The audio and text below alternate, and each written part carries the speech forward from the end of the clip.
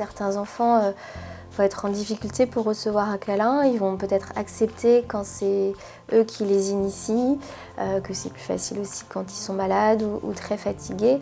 Mais c'est pas forcément un trait de caractère, un enfant qui n'aime pas recevoir de câlins. Normalement, tous les enfants aiment les câlins, ils en ont besoin, mais c'est probablement parce qu'ils ne peuvent pas en fait recevoir ces câlins-là. Ça les met dans une posture, une situation qui est difficile à gérer. Donc on peut revoir en fait d'un point de vue théorique, si on reprend un petit peu le bébé, donc qui naît avec son hypotonie axiale et son hypertonie segmentaire, donc il est dans une motricité qui est archaïque et que petit à petit, au fil des semaines, des mois, le fait qu'il trouve lui-même une motricité volontaire, il puisse petit à petit, ses réflexes archaïques vont s'atténuer pour laisser place à cette motricité. Parfois il arrive qu'il y ait des événements de vie médicaux qui empêchent en fait cette motricité spontanée de s'installer, ou en tout cas les limiter. Et donc par exemple on peut le voir chez les bébés qui ont beaucoup de reflux, qui vont du coup pas trop supporter la position allongée, mais qui vont préférer la position verticale. Et donc ça va les priver, limiter un petit peu toute leur motricité. Et de ce fait, toute cette régulation tonique va moins se faire ou différemment. Et ce qu'on peut voir, en tout cas, c'est des bébés qui vont du coup avoir peut-être plus de crispation, plus de raideur, qui vont du coup avoir plus de mal à lutter contre la gravité. Ils vont moins donner leur poids, moins se lâcher et donc développer plus de raideur et de crispation qui donc sont souvent au niveau des extrémités du corps, de la tête, des bras, des pieds. Et donc cette position qui est dite d'enroulement, où on reçoit un câlin, est du coup assimilée comme une position un peu insécurisante, déstabilisante, là où ils ont plutôt l'habitude d'être parfois dans des schémas un peu d'extension en arrière. C'est des positions un peu plus de vigilance, de contrôle qu'ils ont adoptées pour pallier à d'autres difficultés. Et donc de les mettre en situation d'enroulement, donc position câlin, ça les déstabilise et ils n'y arrivent pas.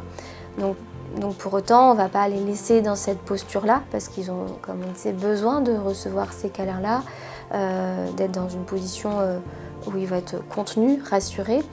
Et donc on va essayer de leur proposer différents jeux, différentes situations pour les inviter à lâcher, à se sentir sécurisés.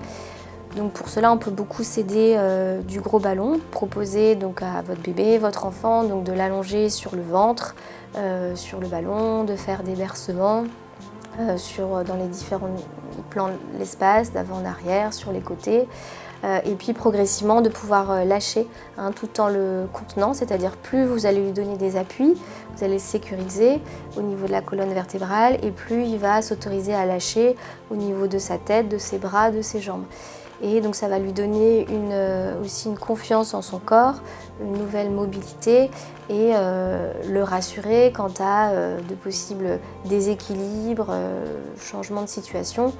Et bien sûr, l'inviter à être beaucoup plus détendu dans son corps et à pouvoir mieux recevoir les moments de câlin, d'affection proposés par les parents, les proches. Quand on n'a pas de ballon et chez les bébés, on peut proposer ce type d'enroulement propice au moment de câlin, de détente.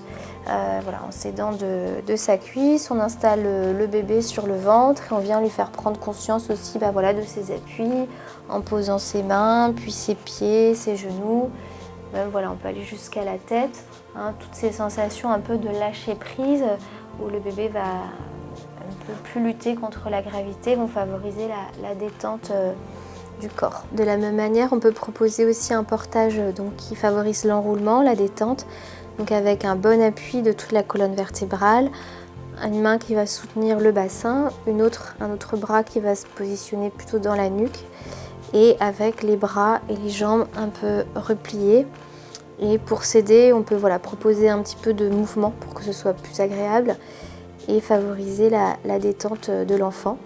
On peut aussi lui proposer de prendre un petit objet dans ses mains pour qu'il soit aussi plus à même d'accepter cette position-là. Avec l'idée que l'enfant il est compétent, il a un corps qui est solide, qui le rassure, donc il va pouvoir venir prendre appui avec ses mains, prendre appui avec ses pieds. et se rendre compte que ces situations-là sont au contraire des situations plaisantes, agréables et qu'il n'y a pas de danger. Donc plus on va répéter ce genre de jeu, d'expérience, plus l'enfant, en grandissant, va pouvoir intégrer que c'est bon pour lui et il va être du coup plus à même de recevoir ce genre de situation par son environnement.